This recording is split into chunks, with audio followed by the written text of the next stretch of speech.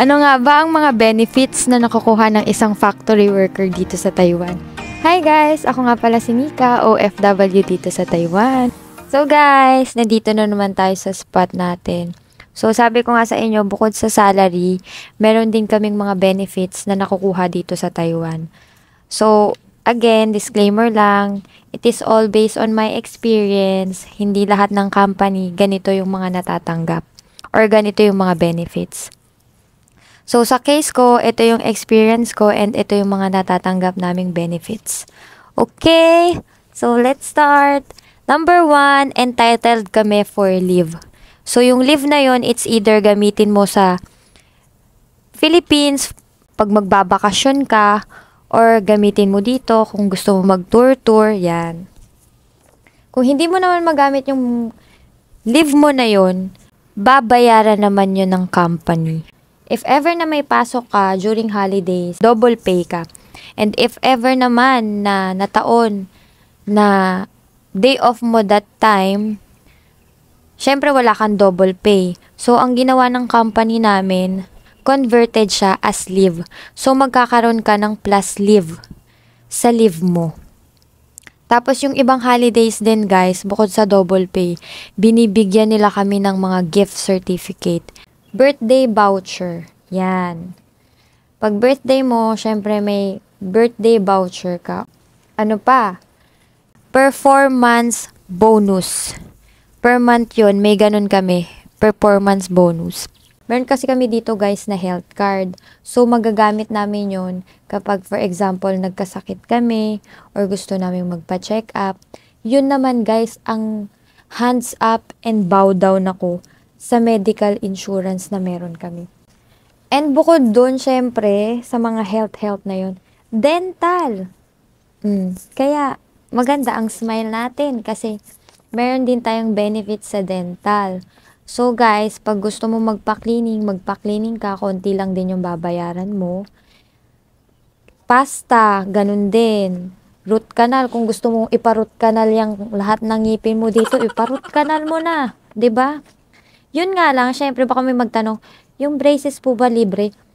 Uy, ang mahal talaga ng braces dito, ginto, at saka ng pustiso ha. Kaya yung may mga false teeth dyan, magpapustiso na kayo bago pa kayo pumunta dito kasi mas gugustuhin nyo na lang mabungal kaysa magpapustiso talaga dito, napakamahal. Pero pagdating sa mga cleaning, pasta, root canal, yan, babayaran nyo is konti lang. As in, konti lang. 200 NT lang. Hindi yun mabigat sa bulsa. Sa company namin, meron din kaming meal allowance na 3 times. Pag panggabi ka, 3 times yung meal allowance mo. So, naka-buffet kami guys. So, ang naaabutan ko, dahil panggabi kami, is dinner na buffet na. Tapos yung pang midnight, at saka yung pang 4 AM ng madaling araw, ang ginagawa ko na lang, meron kasi kami guys 7-Eleven sa loob ng company. So, ang ginagawa, tinatap lang namin yung ID namin. Makiklaim na namin yung meal allowance namin na yun. So, magdadagdag ka na lang ng konting-konti lang. Siguro mga 5 NT or 6 NT, ganun lang. Hindi naman mabigat sa bulsa. So, ang ginagawa ko, nagtatap ako ng mga pang-package ko, mga chocolate, yan, para, yun na lang yung ipapambagahe ko sa balikbayan box ko. 'Di ba? Kasi yung buffet namin pang dinner, hindi ko naman nauubos. So, pag break time, ang ginagawa ko, yun ulit yung kinakain ko. Kasi guys, ganito dito sa Taiwan, sabi ko nga sa inyo, matututo kayo. Kung dati hindi kayo kumakain ng pinangat na ulam, dito, matututo kayong kumain ng pinangat. Hindi lang pinangat, pang 8 ulam nyo na paulit-ulit. Hanggat hindi panis, makakain nyo talaga. Ganun talaga ang reality ng buhay dito, guys.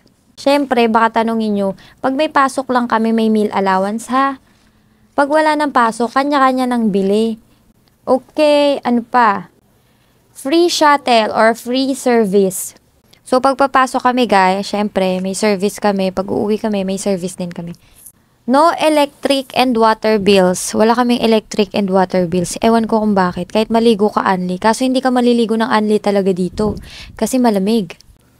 Guys, ito yung maganda sa company din namin, ha? Makinig kayo mabuti. Yung mga biglaang pamigay nila, yun yung favorite namin. Kasi binibigyan nila kami ng mga smartwatch, yan, ganyan. Tapos, AirPods, na Apple AirPods, thermometer pang BP. Yun ngang thermometer tsaka pang BP na padala ko na sa Pilipinas. Nagagamit na ng tatay ko tsaka ng nanay ko. So, yun yung maganda sa company din namin. Yung mga pamigay nilang ganun sa kalam. Ano pa? Ito yung favorite ng lahat sa company namin. Yung recontract bonus yearly. Kasi, guys, kasi pag nag-renew ka ng kontrata dito sa amin, meron kayong yearly na natatanggap na bonus. So, hindi ko nasasabihin kung magkano kasi magalit na sa akin yung mga katrabaho ko. Baka sabihin nila, alam na talaga ng pamilya ko, Nika, kung magkano yung sahod ko. Pati yung mga yearly bonus ko, alam na. Kung magreklamo sila sa akin. So, secret na lang yun, ha? Pero yung recontract bonus namin, 30K. Pero wag nyo na lang ipagkalat, ha? Sa atin lang yun. Baka naman kasi hindi panoorin ng mga katrabaho ko to. Wag na sana nila panoorin. Okay, ano pa maganda? Siyempre, yung weather, benefits din yan kasi naka-winter tayo. Lamig-lamigan, nakakaganda ng kutis. At ito ang pinakamaganda, guys, ha? Kapag ayaw mo na sa Taiwan, 'di ba? Umuwi ka na sa Taiwan, tapos sa Philippines ka na, matanda ka na. 'Di ba sabi ko sa inyo, nagbabayad tayo dito ng mga insurance sa Taiwan. Kung napanood niyo yung vlog ko kung magkano ang sahod dito sa Taiwan, may binabayaran kaming mga insurance, yung parang SSS, Pag-ibig, PhilHealth sa Philippines, dito sa Taiwan may ganun din. So, wag kayong mag-alala. Kasi pagtanda natin, pwede nating maklaim yun. Pwede nyong maklaim yun. Okay. Yun nga lang, makiklaim nyo siya, hindi 60 years old, guys. Kaya be healthy. Makiklaim nyo siya, 65 years old na kayo. So, oh my God, yung pag-vegan ko hanggang 65 years old para lang mabuhay ako ng matagal, gagawin ko. Kasi sayang yung makukuha mo dito na pension sa Taiwan, ha? Kaso nga lang, pagdating nyo din dito sa Taiwan, work is life talaga, guys. Huwag kayong mag-expect na pumunta kayo dito para mag-tour-tour. Kasi, hindi talaga. Kasi nga, syempre, sumasahod kayo, may mga benefits kayong nakukuha. So, syempre, kailangan nyo din pagtrabahuhan yun, 'di ba? Kailangan ready din kayong mahirapan. Yan. Hindi lang tayo laging masaya. Yan. So, kailangan paghandaan nyo din yun pag nag-ano kayo. Pag nag-apply kayo dito sa Taiwan at saka pag nakapunta na kayo dito. So, kung may mga tanong kayo, mag-comment lang kayo. Sa abot ng makakaya ko talaga, sasagutin ko. At thank you nga pala sa mga nagme-message sa akin, ha, na nai-inspire sila. Ginaganahan talaga ako mag-vlog pag ganun yung mga mini-message nyo sa akin, ha? So, mag-message lang kayo. Pag kaya ko sagutin, sasagutin ko. So, yun lang, guys. Thank you so much. And, huwag niyong kalimutan. Be positive in life and always choose to be happy. Thank you, guys. See you on my next mini vlog. Bye!